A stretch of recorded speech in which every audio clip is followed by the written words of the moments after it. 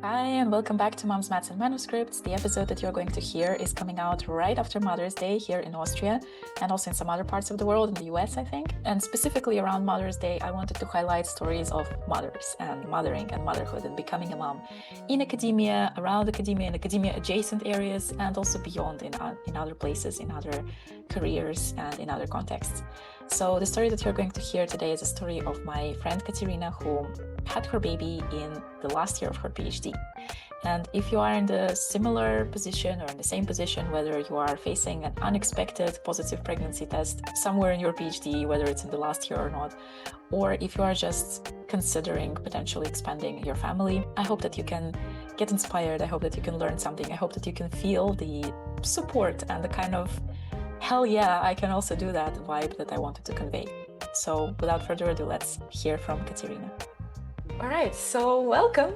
Thank you so much. And today is a special episode for us because it features my friend Katerina, and we will touch upon that later, but we've met 11 years ago in Paris during Amgen Scholars Program. Katerina is a Greek expat, bioinnovation consultant at A Piece of Pie in Barcelona, mom to a 2-year-old girl, and a former Mai Tai lover. I will also want to talk about that.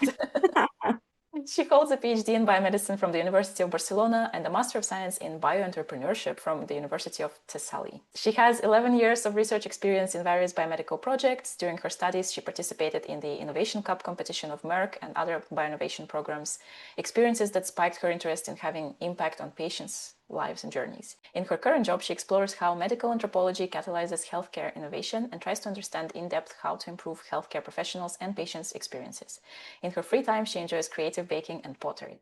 Welcome, Katerina. I think from this introduction alone, it's clear that you're a very multifaceted, multi-talented, multi-passionate person. And yeah, a lot of things that I wanted to talk to you about, but let's start at the beginning. Thank you for having me here, first of all.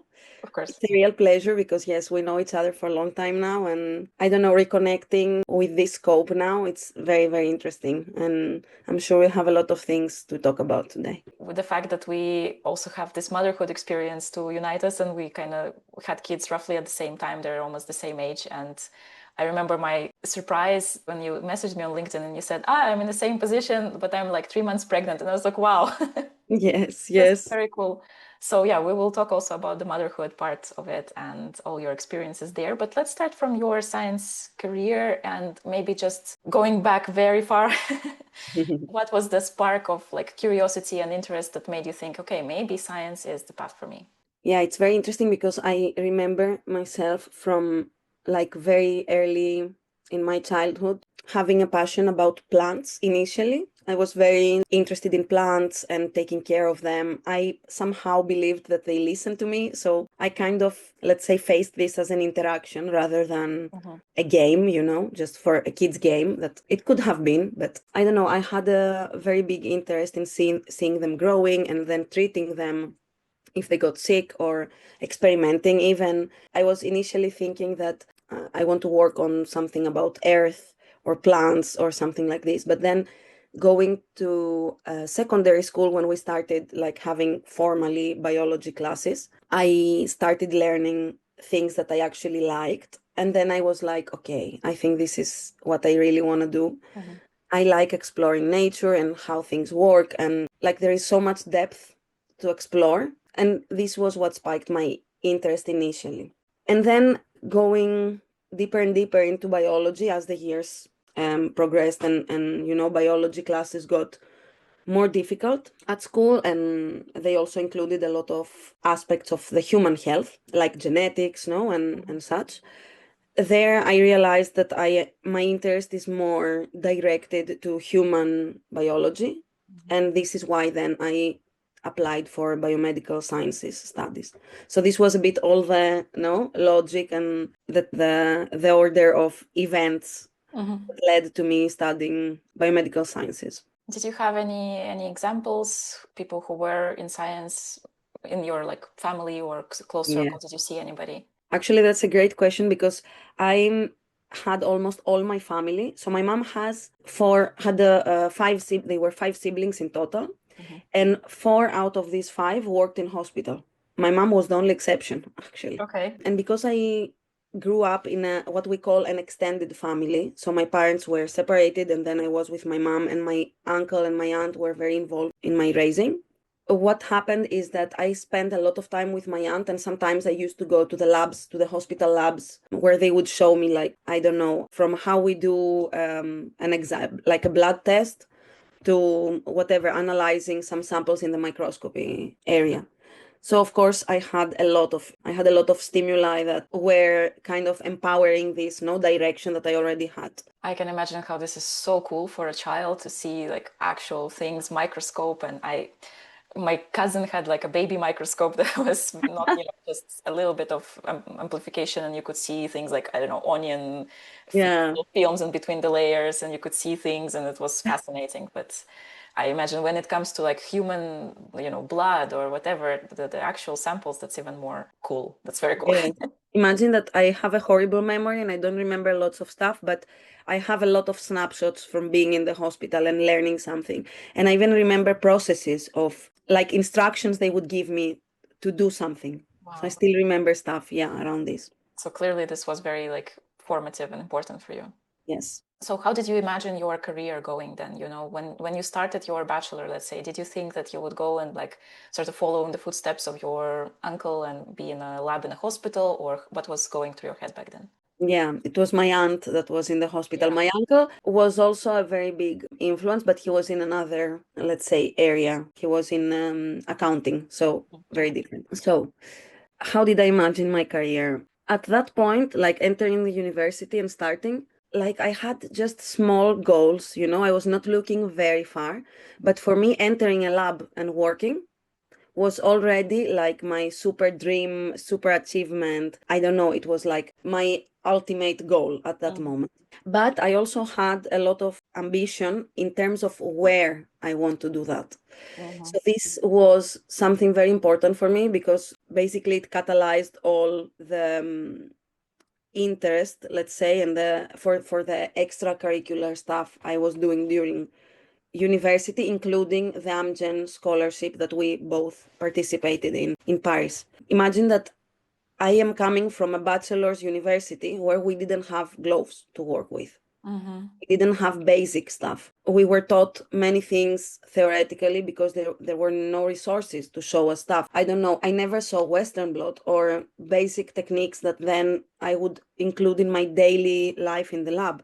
So I don't know, coming from a lab like this, for example, participating in a program like Amgen was huge for me and for my university. I was receiving questions about these things. So, I knew I was doing something different than others. And I could see clearly the difference in my ambition compared to other students. I was not the only one, certainly, but I was lucky enough to have somehow initially the motivation to do the extra step, and then the luck to be in the correct place at the correct time, because also this played a big role. Yeah, for me, initially, I was seeing my career as being in the lab without more specifications, and this was enough for me. Like, I wanted my contribution to be this, studying human disease. It was ending there. Yeah. Okay. Coming back to what you said about the luck of being in the right place at the right time, what do you mean? What did you mean by that? Yeah. So, for example, my motivation brought me, to look for extracurricular stuff and how I can do, how can I go out there, out of my university. Of course, internet existed, so I knew there is the University of Cambridge, there is the whatever, I don't know, very prestigious scholarships programs, and of course they seemed like something completely out of reach for the league of my university. It was a crazy cultural and resource level difference. Even if the educational level, the theoretical education I received in Greece was really of high quality, but we were missing resources, and this was a big barrier for me. So going back to the luck part, I think my luck was partially driven by my motivation, or boosted if you want, because I started looking for Erasmus programs initially before the Amgen scholarship. I started looking for Erasmus, and then I was lucky to meet the right person who accepted to help me go in his lab. He was a Greek expat himself, Nikolaos Parisis. Now he works for a big microscopy company.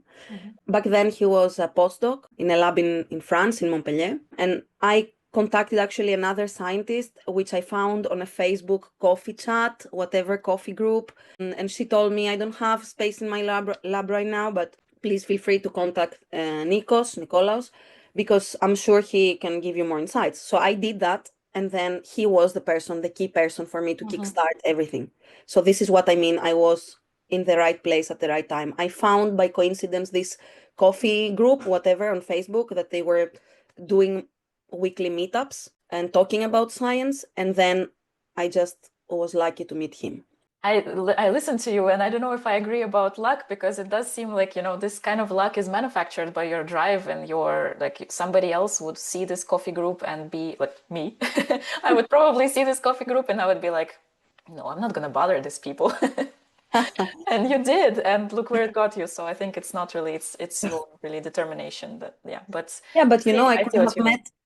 I could have met someone who would have told me, no, I'm sorry, this is not Yeah. like, we don't have space, sorry. I wouldn't have insisted more, because of course, yeah, you don't want to bother busy people at that age. You have achieved nothing and you have, like, you cannot showcase anything for convince them to take you.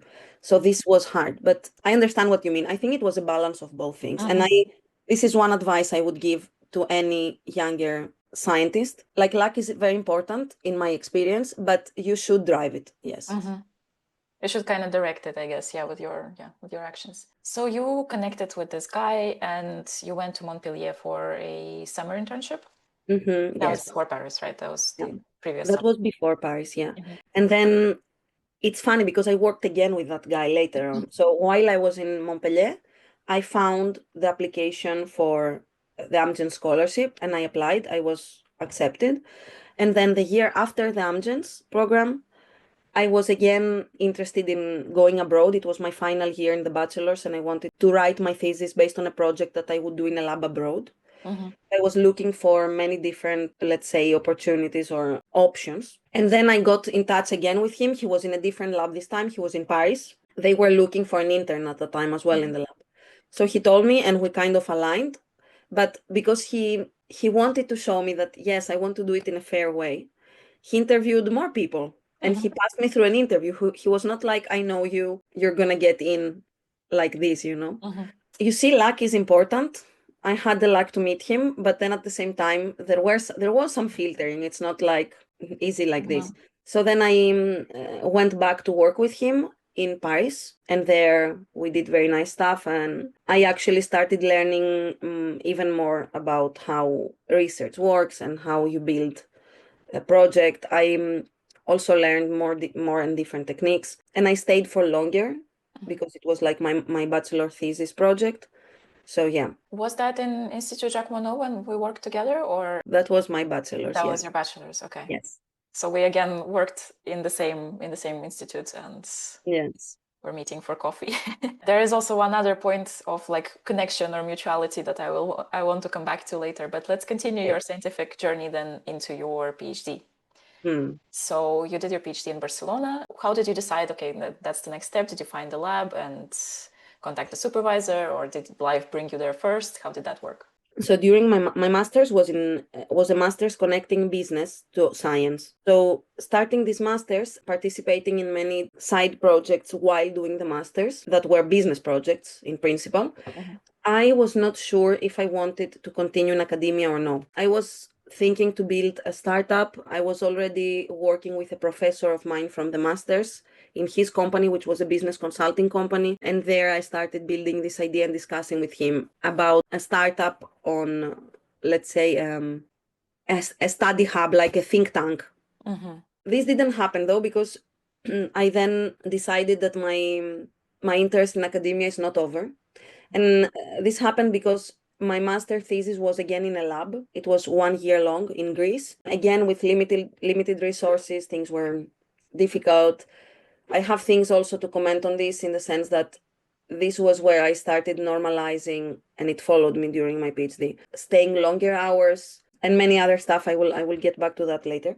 And then doing a master thesis in a lab reminded me, with an excellent team, by the way, but it reminded me of how interesting science was for me, like wet lab, I mean. And then this is why I said, okay, to conclude and close this big, circle of research, I want to do a PhD. Also, I am sure that the ambition of being a PhD and like actually having a PhD and feeling the accomplishment that I started here and I finished there, it was also a drive for me. Maybe it was not so conscious at that moment, but yeah, I think I also did it for the sake of it. Anyway, and I was applying to different programs. I applied in Barcelona as well, in different centers. There was someone else from the Amgen program here with whom I was and I am still very close, Simon, who was doing his PhD here at that moment. And then we met, we got in touch. I came here for another business project between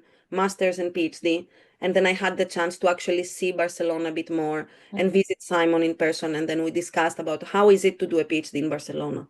Is it nice? Is there a good level of research? My standards were very low, honestly, coming from Greece. But yeah, I wanted to understand, like, where am I going? What am I going to do? And then he told me he was very happy and everything. And for me, our friendship was very important. So I took everything into consideration.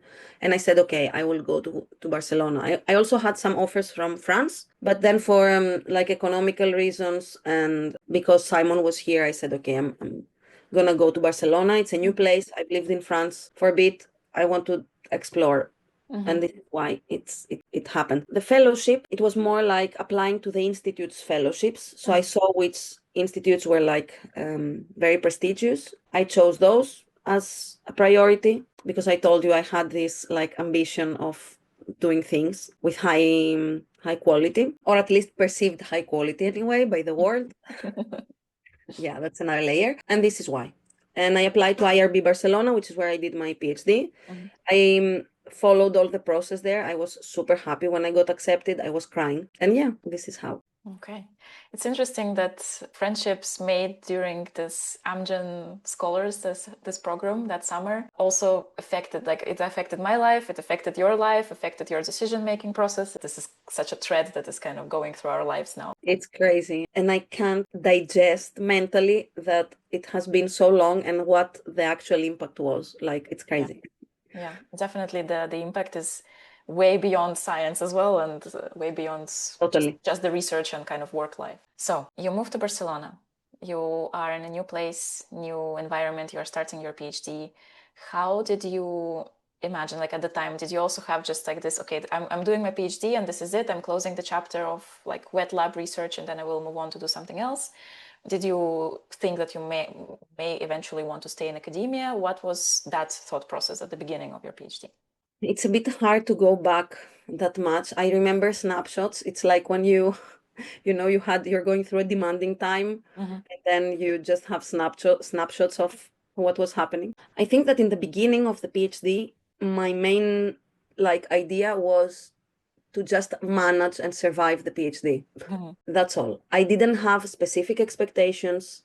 I didn't know what to expect, actually. That's why. Every example I was listening to was about how hard it is. No one ever told me, like, wow, I'm having a PhD and it was amazing, like, best experience of my life. I totally recommend it, And I still, even though I hadn't heard anything like this, I still went for it. Well, but yeah, in the beginning, it was just like, okay, little day by day goals. We achieve that. Let's go to the next one and let's see what we can do there.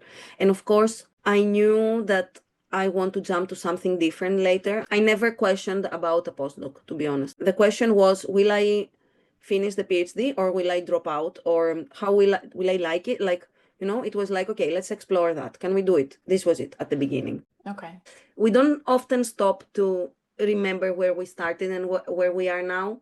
Not only career-wise, like I ticked the boxes, but how did I evolve internally? Like my motivations, looking at your, I don't know, naive side and younger side. For me, it's a sweet feeling.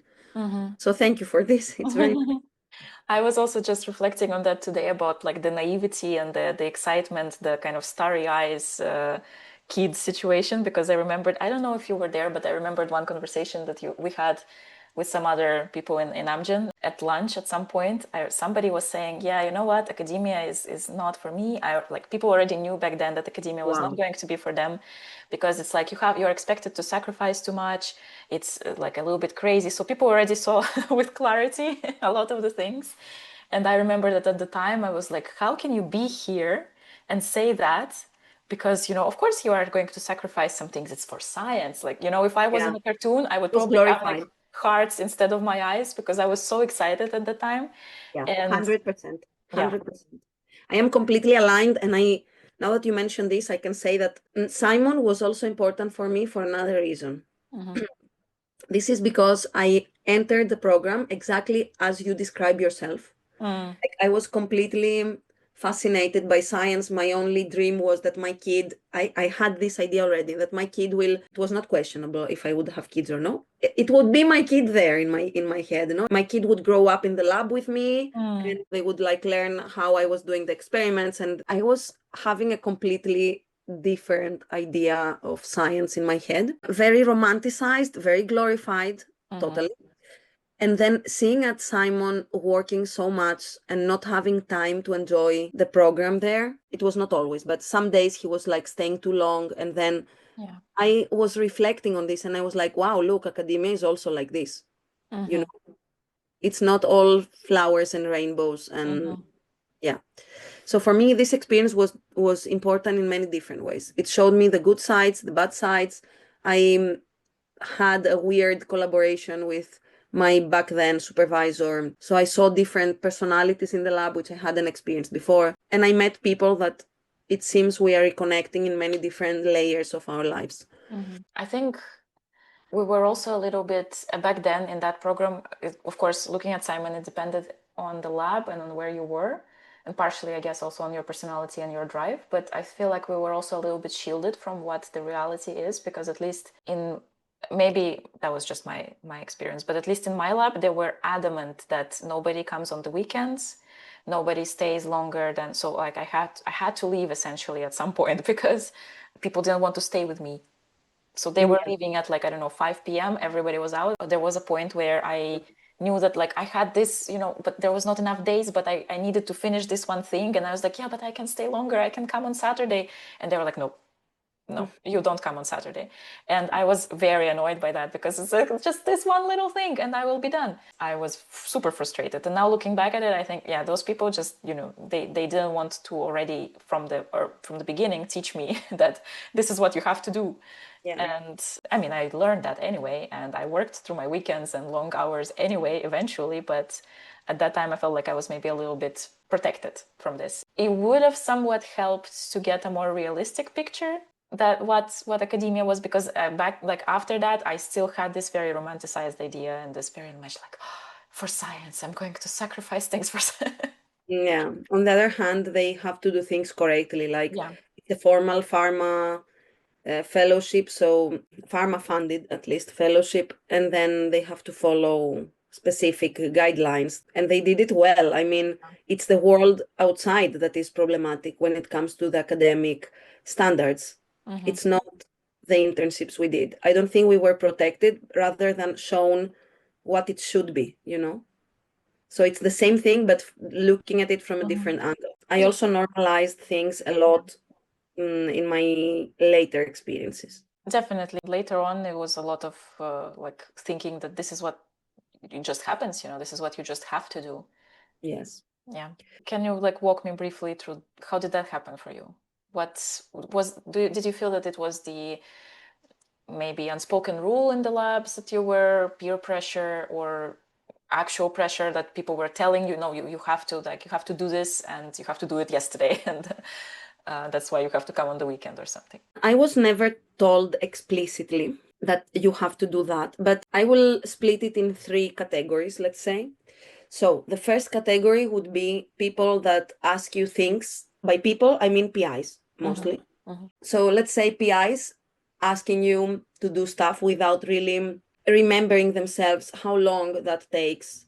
What is the process? What does that mean? Like, is this timeline realistic or. So because they didn't remember themselves, they were asking for stuff that were not feasible almost. But then you had to find a way. So if you would go back to them telling them, look, this is not feasible practically because A, B, and C, they would go like, okay, let's do less of this, but let's do, I don't know, more of that, and then whatever. So they would go back with a plan that would still have you working in a weekend. But this was so normalized that anyway you wouldn't react to it. So you would be like, who is coming? You wouldn't be like, I have to come in a weekend, guys, look, as if it was something weird. The question would actually be, who else is coming in the weekend?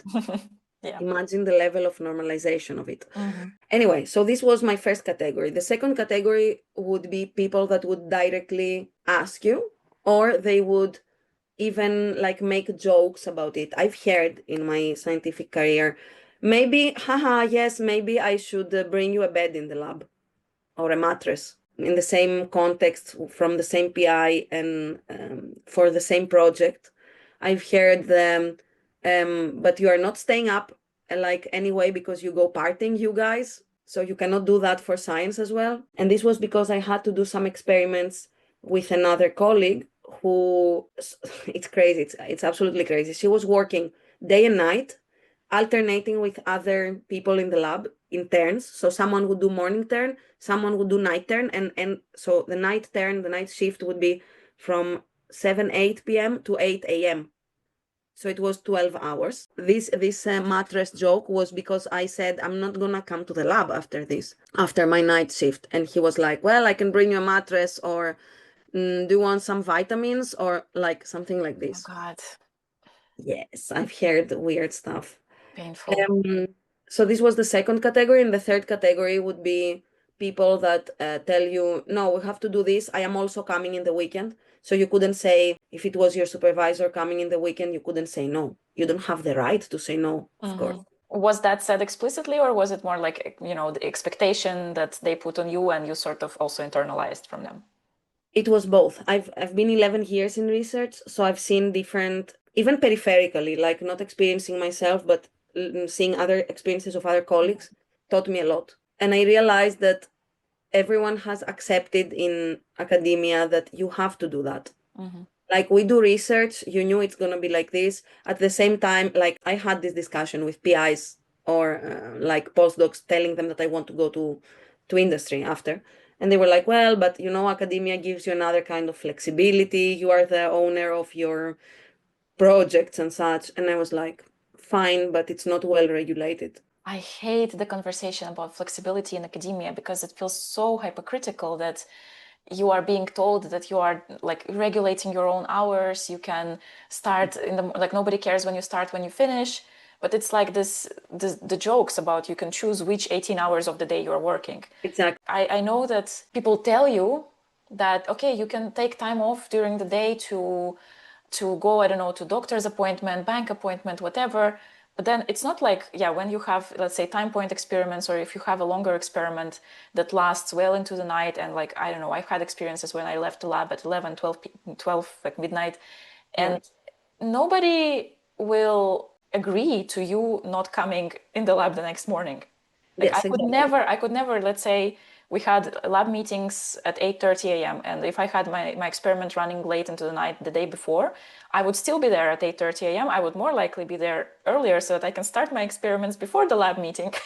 Exactly. Because if I'm not at the lab meeting, my supervisor would not say, you had your experiment run really long yesterday, that's fine, rest. My supervisor would say, where the hell are you? Yeah, I understand that there is this protocol that you indeed have to stay because you cannot interrupt it. Science sometimes has this limitation. That's true. It's biological, molecular, whatever, biophysical limitations that you cannot like bypass, right? But then you have to have the day after off, or I don't know, just compensate somehow. Now in my institute, they have indeed implemented for some people a system that people like go with a card as they would do in a company, and they would validate it arriving and then again leaving the lab, and the same would do for weekends. So then they would have actual days off because of their extra work. Sometimes you just have to rush because you have to rush to publish something, you have a revision or anything, and then you have to do things within a very specific timeline. So you would go in weekends because of that. But this time would be counted later on for you to take vacation. While in early stage career, or if you are not a permanent employee of a lab, many times in many institutes, at least during my career, I haven't seen that being counted rather than, or compensated, rather than being normalized for you to go higher. Yeah. Like, It almost often for me, it almost felt like a competition, like who is more tired, who works longer hours, who comes earlier. Yeah, it's ridiculous. And I've had some people giving me a side eye. I've been a person giving side eye to somebody leaving at 5 p.m. like, huh, you're taking the afternoon off? yes, you see, the afternoon off. Yes. It's funny how we were kind of, forced to think. Well, for me, it was important that my partner during the PhD, he was not having the same mentality. He was not so exposed in academia as me. He was, but less, because he's also in science. And he was more clinical, so he left the purely like investigation academic part earlier. And then he didn't have that normalized. And I could see that difference in how we approached work, and we still do that. I still have that normalization of long hours. Sometimes I'm questioning, do companies want people with PhD because of really what they bring, or because they have normalized being more like under slavery conditions? I mean, it's difficult for companies, I guess, to really truly exploit, because they're in a lot of places, at least, they have more controls, like this clock in, clock out systems and Yes. everything. And they Now, have yes. to compensate either financially, or they have to give you days off for overwork. But maybe Not in like consulting, but the mentality though is there, that you will go an extra mile, I guess. yes, in consulting, that's not applying. I haven't heard any, I don't know if that has changed now, but I mean, you don't have the clock in, clock out cards, and then this is a bit more without like strict controls. Yeah, I see. So you're still bringing a little bit of the PhD mentality into your current work. For sure. Okay. Yeah. How was it affecting, like, during your PhD? Do you feel like the mental health aspect was suffering because of this pressure, and maybe implicit pressure that you have to work longer hours, you have to override your needs for science? How did you fare there? No, I think that I was so conditioned that I will have to work more, that before having a kid and having to put this priority above my other priorities, for me it was fine staying in the lab longer, knowing that I am sacrificing my personal hours. However, one thing that was affecting my mental health was all the times I felt what you just mentioned, this competition not spoken out loud and not being explicitly explained or directed to as feedback. Then yes, you could feel a heavy, I don't know, at least myself, when someone brings a heavy energy with them, I can easily sense it, and it easily affects me as well. So all these colleagues that had this toxic competitive perception of academia, and they would project it on others, even with the slightest comment, like maybe it was not even a comment, but it would be like the side eye of you leaving early, or a small question, oh, like someone leaving at 5 or 4 or 6, and you telling them, oh, are you leaving early today? Or even them just speaking about themselves and how hard they work and how many days they sacrificed and stayed until late, that they came in the weekend, and them like making you feel inferior because of not making yourself an academic slave.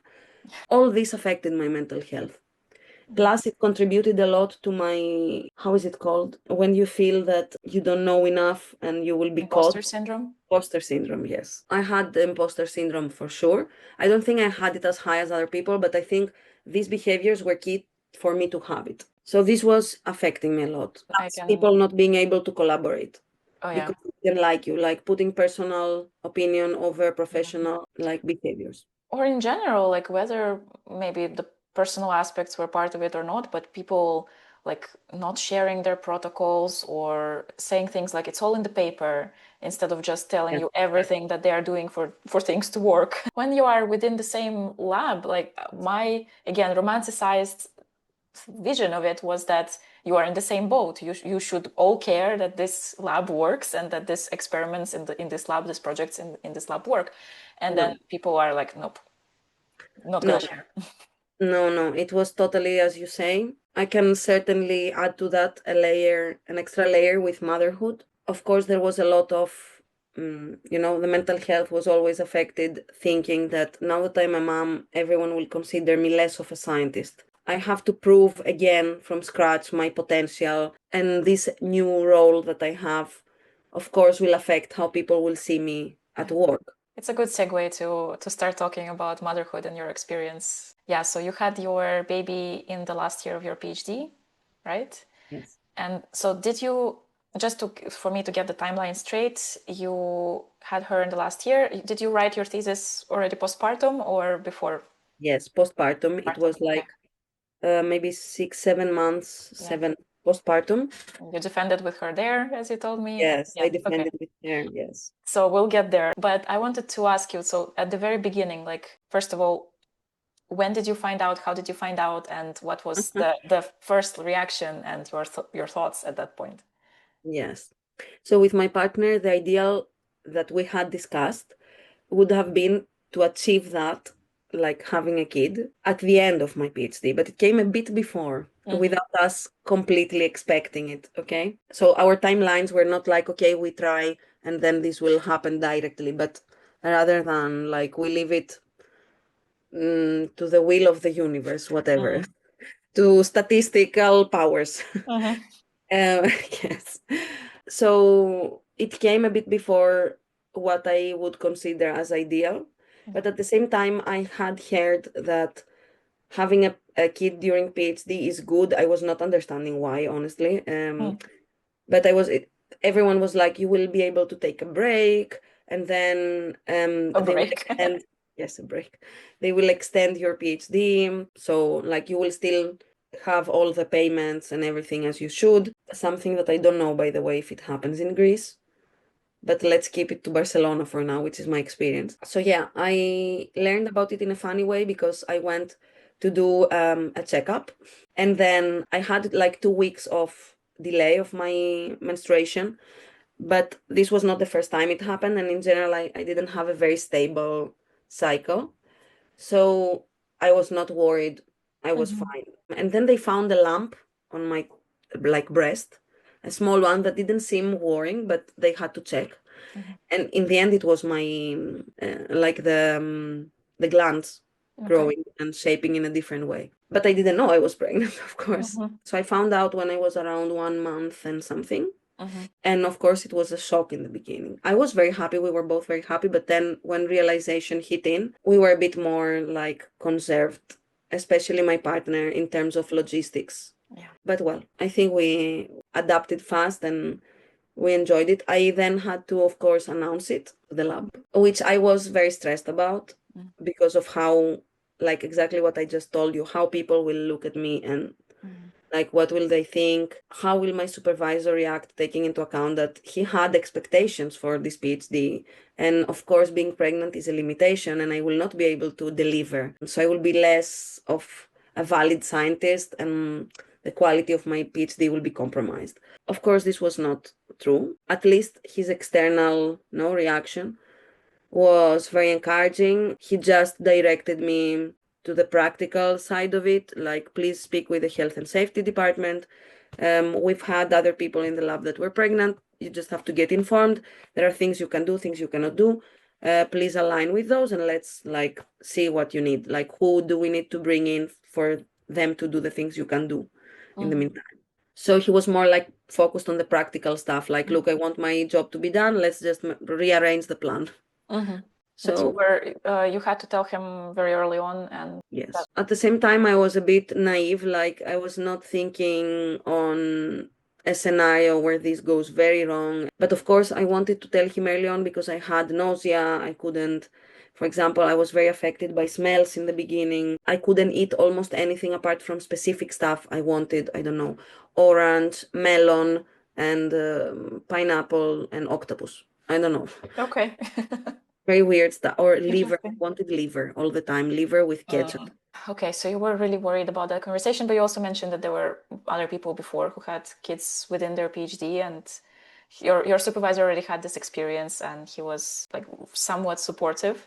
Yes. But so you also saw these experiences. You also saw other people getting pregnant during their PhD, and did that help you see it not in a better light, but like as something that is okay? That's possible. That's fine. We adapt. Yes, it helped certainly. Sometimes when you are not the first Mm-hmm. to something, it feels smoother. Like, yeah, I can do it. We've been there before. I've seen it, unrolling in front of me, and then I know that it's possible. So it helped in that sense. But of course, my friend that got an ex-colleague that got pregnant back then, she's one of the strongest, most disciplined, hardworking, whatever people. So she put a face to pregnancy during PhD that was like super iron strong. Like she wouldn't need breaks. She would always be there, always be strong, always be doing stuff. So this also set some expectations for me, right? Mm-hmm. Like I knew she was there, I knew she was delivering, I knew she was doing stuff. So I should at least be at the same level of Yeah, I don't know if responsibility. that's very helpful.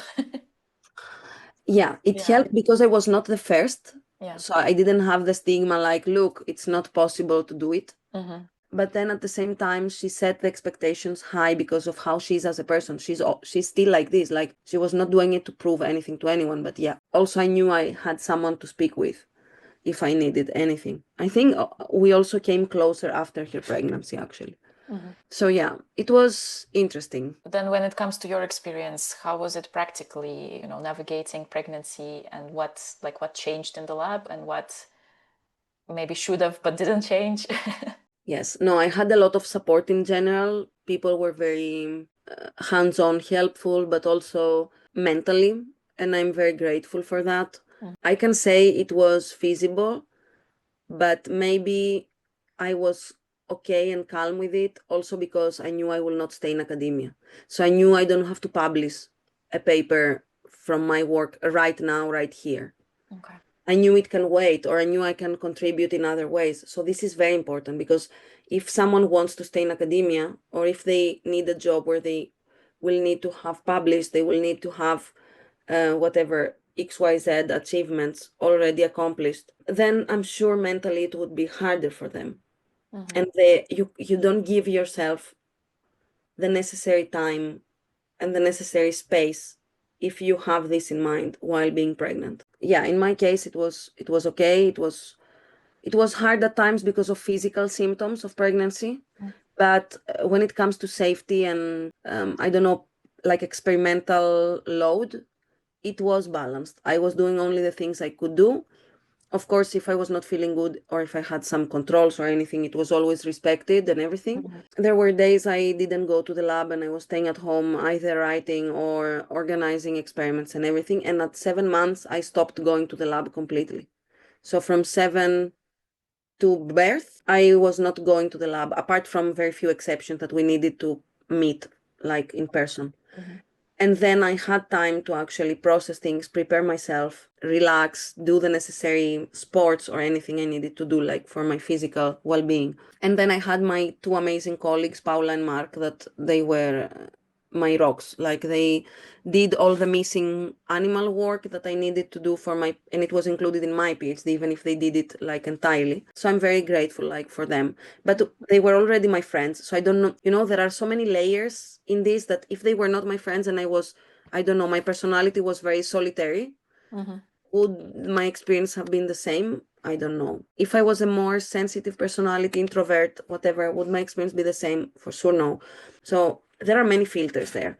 Mm-hmm. Yeah. It's a lot to consider, yeah.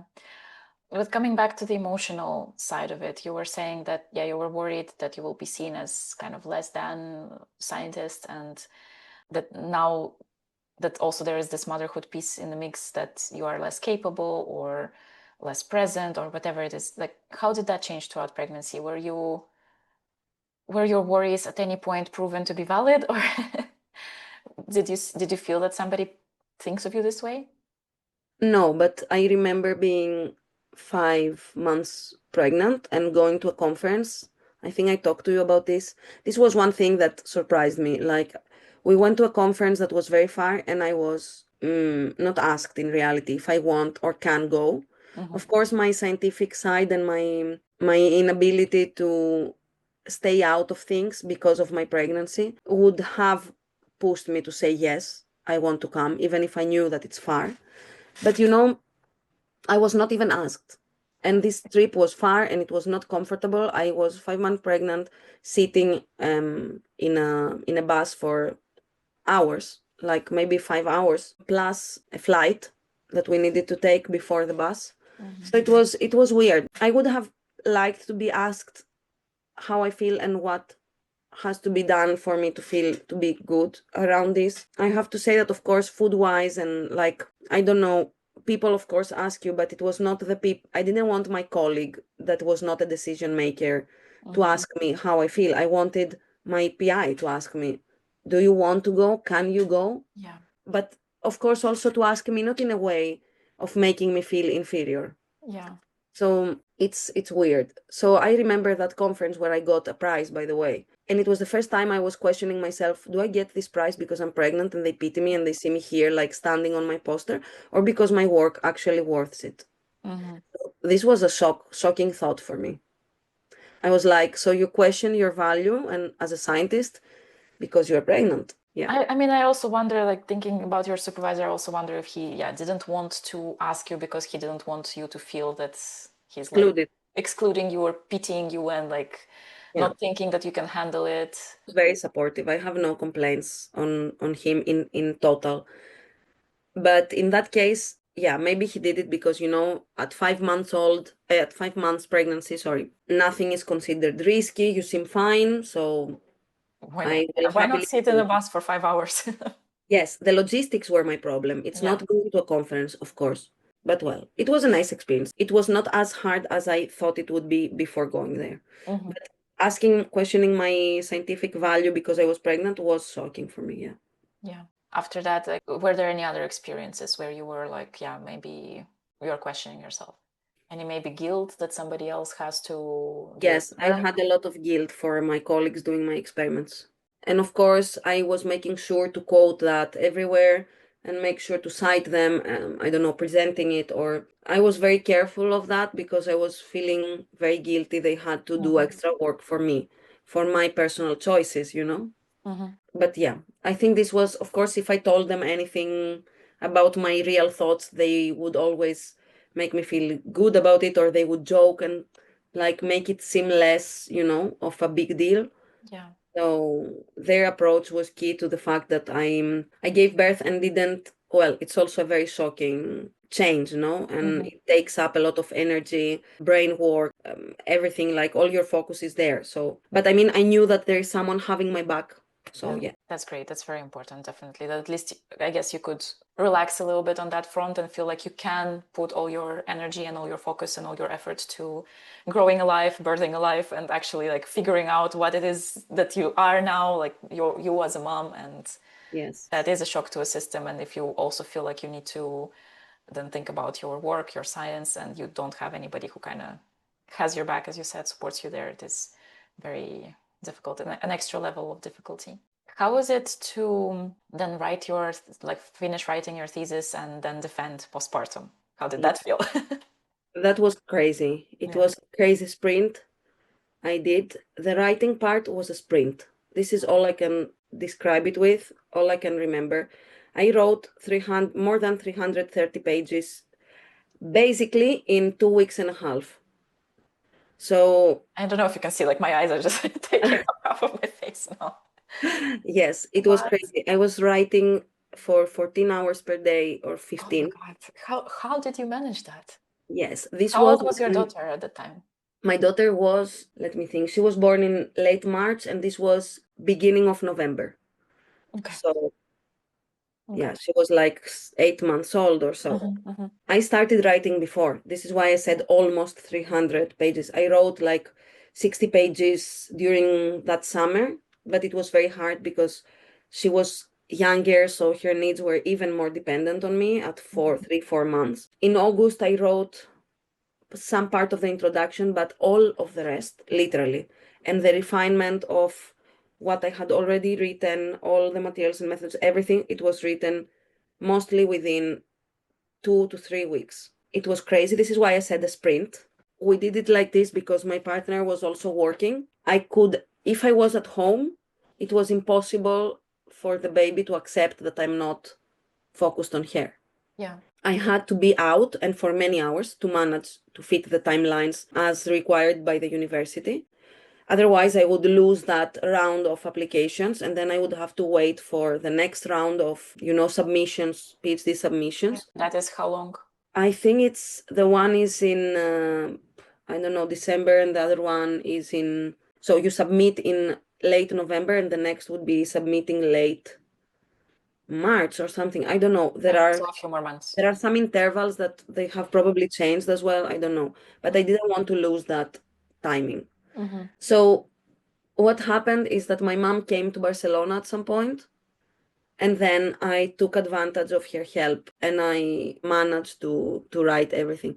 Also, while my partner was studying and my kid was not going to the kindergarten yet, of course, I was leaving Barcelona and I was going for some months, sometime to Greece to be able to write my thesis or work. So this is why I told you that in summer I stayed and wrote like part of the introduction in Greece. It's because we stayed for like a couple of months or so there. So then your mom could also take care of your daughter. And Yes, exactly. But still, I was not so focused on writing yet. I was not so out of motherhood to be able to focus 100% and say, look, now that's it. But then this moment came closer to, of course, as the deadline was approaching, no? And then when my mom came in late October here, October, November time frame, I took advantage of these 3 weeks and I wrote 332 pages. Wow. If you ask me now, do it again, I will tell you I can't. I don't know. I don't know. Why did you not want to wait for the next submission? Because I was so over like being in the PhD status and having to combine it with motherhood. And also I was very scared of forgetting all the details of my PhD and having to do extra work to remember stuff if more time passed because of my motherhood role. I was scared of motherhood being a too extended interval in my already very extended PhD. Yeah. By very extended, I mean I was in my 5th year. So I wanted to submit in November before the 5 years were closed. Yeah. I basically did that, and then for the revisions and preparation of the presentation of the PhD defense, again, I was either going back and forth to Greece with the baby. Imagine that my kid now she's 2, she has taken like 25 flights or so, together with, of course, other trips we did as a family all together, for vacation and such. But most of our trips were to go either to Greece because of we needed help, like practical support, or going to Italy to my partner's family also for the same reasons, or for vacation. Yeah, it's extra difficult when you are in both of you are in a foreign country and parents are far away, and you are having a child as an expat, and that's plus the thesis. That's the thesis, yeah. Were there moments that you were thinking like, fuck that, I cannot do it? Not while I was writing, not after having a kid. I was more like, I need to organize it. I need to put it in different boxes and close the PhD box. The motherhood box never closes. But I mean, I needed to close one box so that I don't have this mental load in me. I couldn't take anymore having to think about this chapter. The only thing I was saying, it was not like, fuck it, I cannot do it, but it was like, will this really end? Is there an end? Like I was not able to see the actual end. I think this is a very common thought, independent of motherhood or no. Yeah. It seems so long. There is always, in academia, there is always more work to do and more work to do and more work to do. It's not like a business project that it has a predefined beginning and end. Yeah. And if it has an extension, you get paid for it, So in academia, and many PIs, not in my case, but many PIs I've heard try to take advantage of the students and keep them in the PhD status for as long as possible to get the best out of them and the most out of them. Fortunately for me, the pregnancy came in my last year, so there was no margin for that. Yeah. It was very clear that there's no option. I just give birth. You're out. Yeah, I'm out. it's great also, like it seems that you have like more defined timelines, because here in Austria my feeling is that people, if they have money, they will keep students for as long as needed, and then often they would, I don't know, lose the interest, and then the student is not paid while they're writing up their thesis and stuff. It's the same here. It's the same here. It's the same here. So I've heard a lot of people writing the thesis while being in unemployment. Yeah, I think this is crazy. And this is why I'm telling you that in my case, I think it's our PI that was not doing that, basically. I don't know if it has happened with some people, but not with someone I know, at least. People were always paid or somehow like compensated. I mean, I was I lucky. guess on individual people that, yeah, maybe this is the component of luck that. But you see, luck is important. Yeah. Yeah, for sure.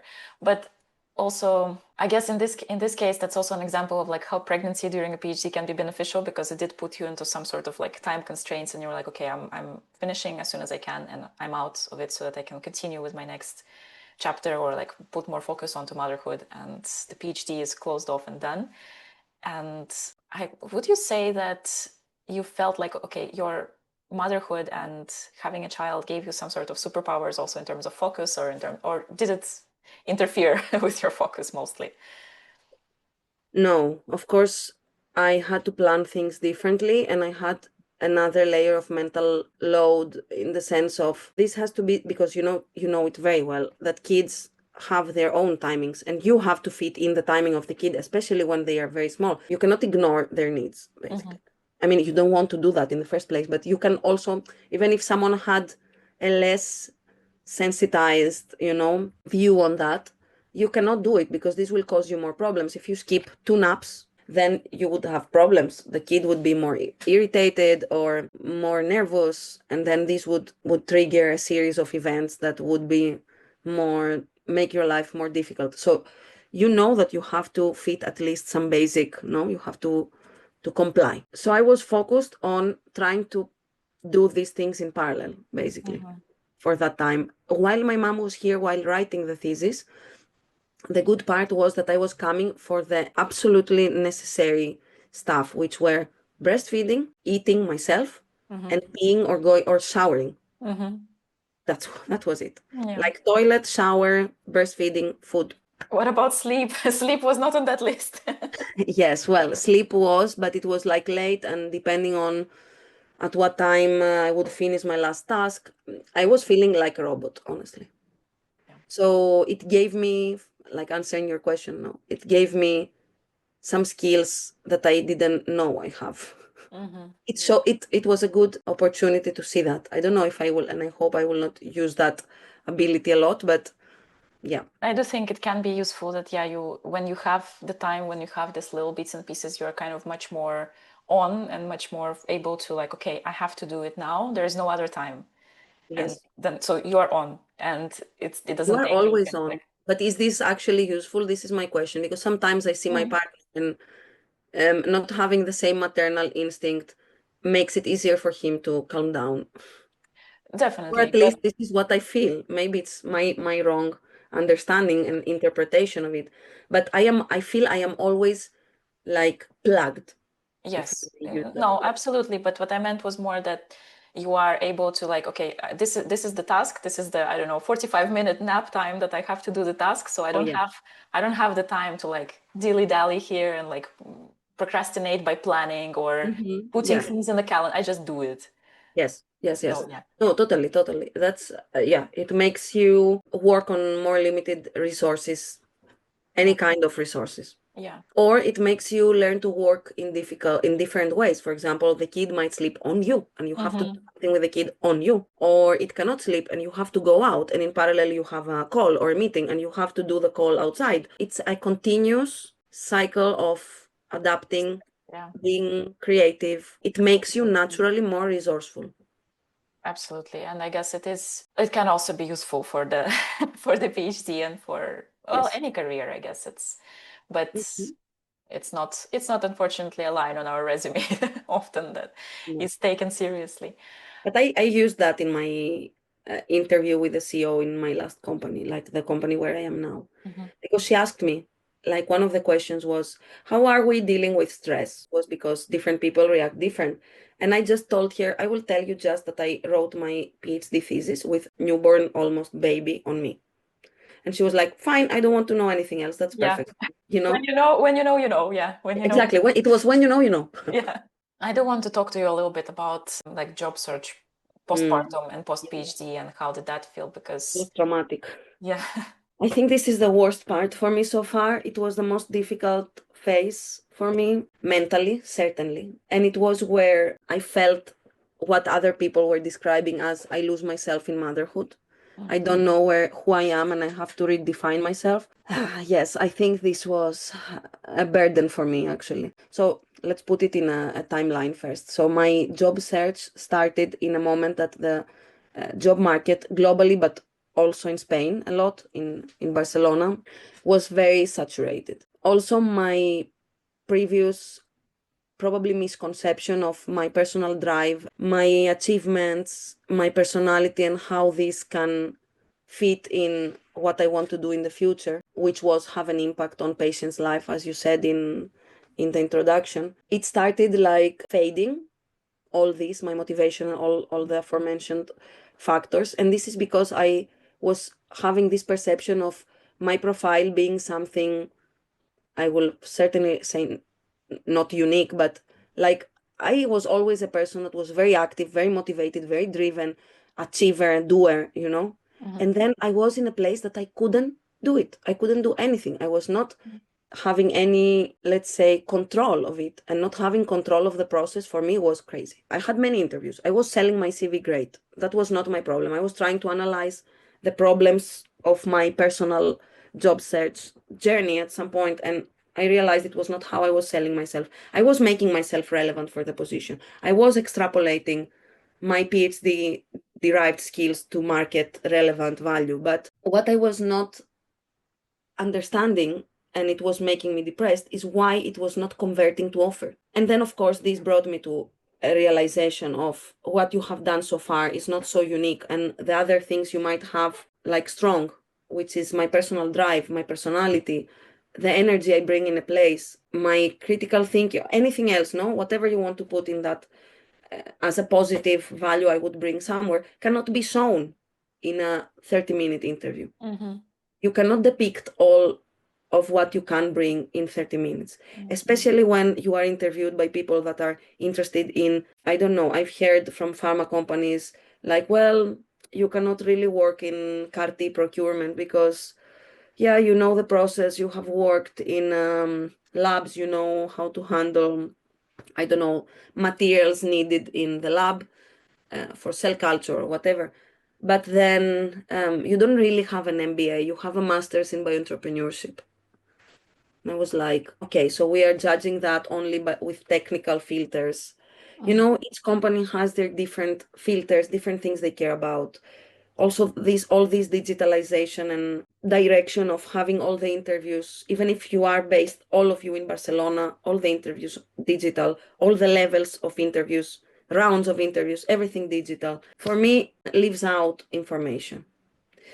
The in-person element, the interaction and the energy that you can show in person. Of course, and not only for the employer that is receiving, but also for the employee who goes there and wants to know, do I fit in this place? Yeah. Or am I trying to impress because I'm desperate to find a job? And then I cannot show what I can bring because the desperation is like just shadowing, masking everything else. On top of this, well, I have to say that the job where I am now, it was my only presential interview. I went there and I felt instantly the good vibe, the fit, you know. I knew I would be having a good time there. This was also important for me. It was more important when I was accepted indeed and I received the offer, and I knew this would be a nice place for me to be. So apart from this, another important burden for me in this process, mental burden, was that I am just a mom now. My kid doesn't go to the kindergarten and I'm not the active person I used to be. I just have to, I don't know, take care of her during the day, cook, clean, take her for walks, find interesting activities for her. So I was not the center of my life in this time. And the only thing I was doing for myself was job search, which was a source of depression. So You are losing yourself in this. And also for me, the fact that I was not feeling equal with my partner in terms of financial contribution is also a depressive fact for me. This is another thing that impacted a lot on how motherhood left scarred my personality and life. There are different cases. It could be that I'm looking for a job while I already have a job and I just do it because I want to change. Yeah. In that case, it would have been a completely different story. But now we are talking for a case that I was just at home, just being a caretaker of someone without having really personal interests. The only thing I had was Muay Thai at some point. So, yeah. So you continue doing that? I restarted when I was allowed, when I was given the permission, because after cesarean, you cannot do impact sports, high impact sports. So when I could, I restarted. Okay, so let's come back to that a bit later, but I wanted to ask also, like, during your interview, did it ever explicitly or implicitly come up that, you have a small child, and the people were a bit like, yeah. That's another funny thing. In the interviews, I mentioned it in the beginning. Somehow they were never proceeding. Even if they're mentioning it, they were trying to make me feel comfortable and like, look, that's not going to be a limitation and no worries. We have other people working in the company that they have kids. I've heard from other interviews, this is not a 9 to 5 job. Sometimes we work weekends. And our partners don't like that. And then I reached the point where I had to say, look, I have a kid. Let's set the right expectations here, because I don't want to enter a job where a finger will be pointed at me because I was not clear about something personal while you ask me to normalize working more. So I want you to know that. And they were like, well, yes, we work like this, but there are people having kids in our company, or there are people that want to have a second child. So I guess they are fine with it. It was not really a real, argument making you feel comfortable, rather than, there are other cases that did it, so you can do it as well, maybe. But in any case, in all these interviews where I mentioned that I have a child, they were never going to the next step. So at some point, I decided to test myself if I don't mention it. First of all, if I will be asked, and then if I will have a better chance. And indeed, I was passing, and up to the last rounds, I was arriving without them knowing that I don't have a kid or anything personal. Of course, I guess this is regulated and you cannot ask for this kind of personal information. I haven't cross-checked that, but I imagine that it's regulated by now. So then when I was not mentioning it, I had better chance. So I stopped mentioning it at all. And then in my last interview with my current company, it slipped my mouth while having a conversation with the CEO. And then she asked me, oh, so you have a kid? And I was like, yeah. And she was like, how old is your kid?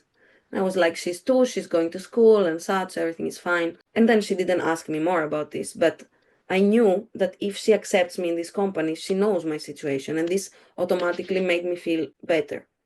Like I knew I'm going to a place where they know everything about me, because in the other cases, I would have to hide it just to pass the interviews, and then I would have to say it eventually. Yeah.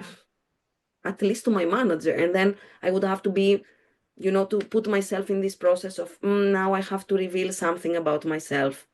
While here, luckily it slipped my mouth, and I knew that if they take me, it will be knowing everything. And I also don't think that my partner has the same experience, because he also changed job at some point during the recent months. When they make in these companies, when they make the introductory, whatever, introduce yourself in the team, make a PowerPoint, whatever, he would always speak about our family and everything, because I'm sure that in his head, it's not a limitation, it's something to be proud about.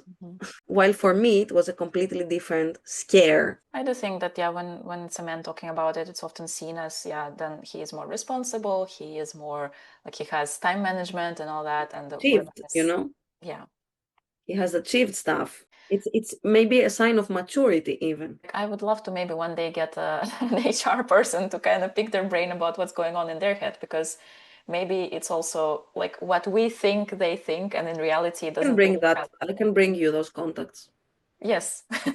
Make a panel, it would be more insightful. Yeah. I'd be curious. So coming back to your feelings, emotional layer to the search as you navigated also early motherhood. And you mentioned that you felt like you lost yourself, you don't know who you are anymore. Was there also a layer of maybe the fact that you are a mom kind of lights a different fire within you, and it's a different kind of inspiration to do something?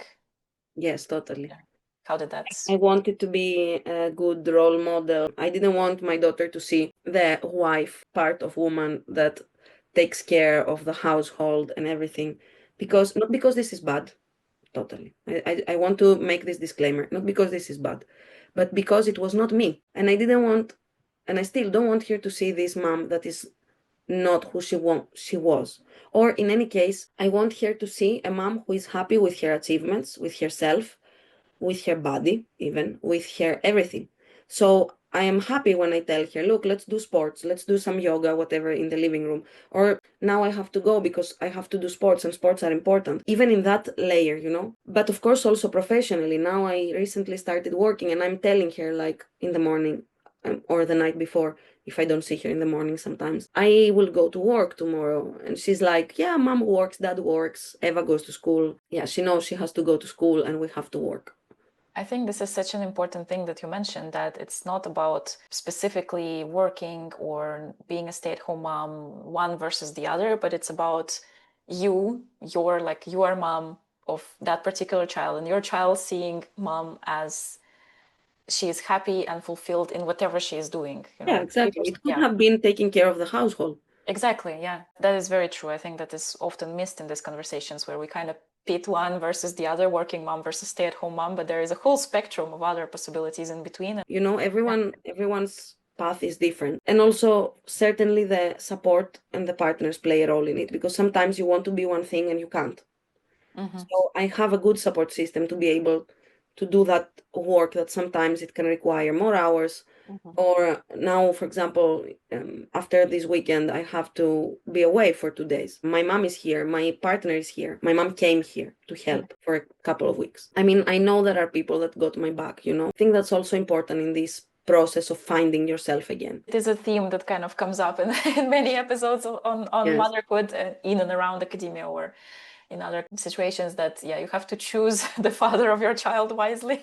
Yes. Or if you want to be a single mom, I mean, with a donor by choice, just make sure to shield yourself before having to fight for things. This definitely would require a completely different kind of planning and setting up your village, setting up your support system. Exactly. Coming back to Muay Thai, were you also doing that during your PhD? Yes, I started during my PhD with a team here in Barcelona. We were training by the sea. It was amazing at 7 a.m. looking at the sunrise, and the team was great. I was always interested in martial arts. That's important. So it was a layer of me, as me, like it was part of me always. This is how I met my partner. We met in Muay Thai. So he knew that this is also important to me, this specific kind of sport. Then I had an accident and I don't know if I can go back to it. But ideally, I would love to go back to it again after recovering with my knee accident. How would you say the martial arts specifically, and just kind of sports activity, moving your body in general, how does it play a role in the science journey, in motherhood journey, in your like mental or either mentality and also mental health aspect? 3 things. So for my scientific journey, the first is it empties my mind. It helps me like clear my brain, feel lighter, if you may. And then the second would be that it is a source of energy, a source of good mood, a source of recharging. So any kind of movement of your body. I cannot be too long without doing anything, like even some simple stretching, whatever. So I'm always looking for that. And the third, which doesn't have to do with my science journey, but it has to do with my motherhood journey, is that I want my daughter to see the physical health as something important for her. And sports is a source of physical health, not only because, you know, it keeps you fit, but also because it keeps you mentally fit. Yeah. This is very important for me. I think it's even a tool to maintain your mental health across all your life. So I want her to know that and see that, because it's, if I tell her, yeah, we have to do sports, and then she never ever sees me doing anything, then of course she will be like, yeah, whatever. I can attest to that like I grew up in a family where sports was not very present. It didn't play a big role. I didn't see it growing up. So it's almost like I have to like overcome this extra barrier to begin, or I have had to do that to kind of begin to move my body more, because it was not part of life. It was not part of like the environment, the example that was set in front of me. So good on you. Let's see. Okay. Things don't always go according to plan. Of course, but at least we can try to set up our kids for like as best as we could and hope then that it will it will work. Yeah, totally. We talked about the mom's aspect, the manuscripts aspect, and now the maths. Because I have this memory, and correct me if I'm wrong, that we were in Paris during that Amgen summer and you were showing us some yoga breathing techniques like lion's breath and stuff. So you have also some family connection, if I remember correctly, to yoga. Yes. Yeah. Talk to me about that. Yeah, so I told you earlier that I grew up in an extended family, right? That my aunt was taking me to the hospital. I had this exposure to science from very early on. And then this same aunt, apart from the hospital, she also had later in her life, she grew this interest in yoga, in a specific kind of yoga, and she became a certified instructor. And then she opened her own yoga center. So I was also very exposed to yoga from very early on. I was going to special summer camps for yoga from around 6 to 7 years old. And it's a specific kind of yoga that is not like a gym yoga, if I may say that, but it included traits like meditation, mindfulness, even if I didn't know anything about all this back then, but I couldn't put a name to them. But right now I can tell you it was like this kind of processes they were introducing me to. For example, we used to wake up at 5 or 6 a.m. as in the summer camp as kids, and we would go to have our morning tea, we would do our morning yoga, then we would have breakfast, then we would do gardening, then we would do martial arts. It was very, very insightful. We would cook our own food and wash our own dishes and be responsible of our stuff. It was an amazing experience for me as a kid. I would totally do it for my kid if I had the opportunity. So I spent a big part of my life having this very, very present. I love that you mentioned that, yeah, it's not just the physical, but you also had this exposure to mindfulness and meditation and other aspects and like the breath work and everything. Yeah, so we also talked about how you want your daughter to see that aspect of you that, yeah, mom works, mom does sports. What do you want her to know in the future one day when you tell her also the story of your scientific career? Nice question. I want her to know that I like the reasons why I was interested in science and that these reasons never faded. For me, this is important. So, wanting to have an impact and help patients and help understand and resolve human disease is still what I'm doing up to today. I'm doing it from a different angle, but it's still the same like reasoning, no? I want her to know that I preserved that along the way. And even if you don't preserve it, it's fine. I also want her to know that you can reinvent yourself many times, and any number of times is fine and accepted, and there is no limit, because we are not one thing. And life is not a straight line that you just have to perform the same always. So I think this is important. And also I want her to know that women's health was not introduced in research while I was doing that. That women's health now is starting to be of interest for companies and institutes and public research. But it hasn't been like this. So I want her to know that like the majority of the years we've lived doing research as a human species hasn't been focused on women. So if you go to a doctor and he doesn't know what is endometriosis, or he doesn't know where to direct you, or he ignores your symptoms, you don't have to accept that. This is another learning from my scientific journey as well. I love that you mentioned the reinventing yourself and that, yeah, you're not stuck, you're not just one thing, and you are allowed to change. We change, so, Yes. We should not be kind of forced in the same one single box throughout the entire life. I think this is so important, and Yeah. definitely also a big aspect of my motivation with my son. Nice, that's amazing. And you have experienced it as well. Yeah, and I want him to see that also, like, if one environment is not nourishing for you, you can either change or you can create an environment that is for you. Okay, to kind of bring all of that together, one maybe final thing about more motherhood in academia. Like, if you talk to somebody through the podcast or just in general, as like maybe former colleagues or somebody who who is facing the same situation that you faced, positive pregnancy test, and they are somewhere in their PhD journey, or maybe even like very early on in their PhD, what would you tell them?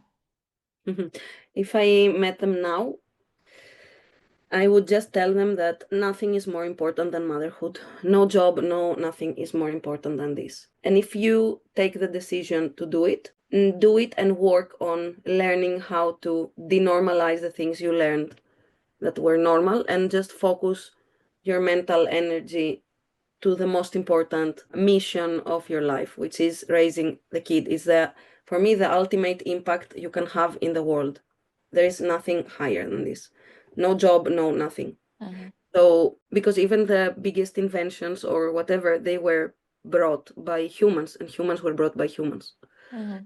Were raised and born by humans. So if you decide doing it, try to do it like this, without guilt, without anything, knowing, you're having the ultimate impact in the world instead of trying to bring it down. But also, I would tell them that if you choose not to do it, that's also okay. Yeah.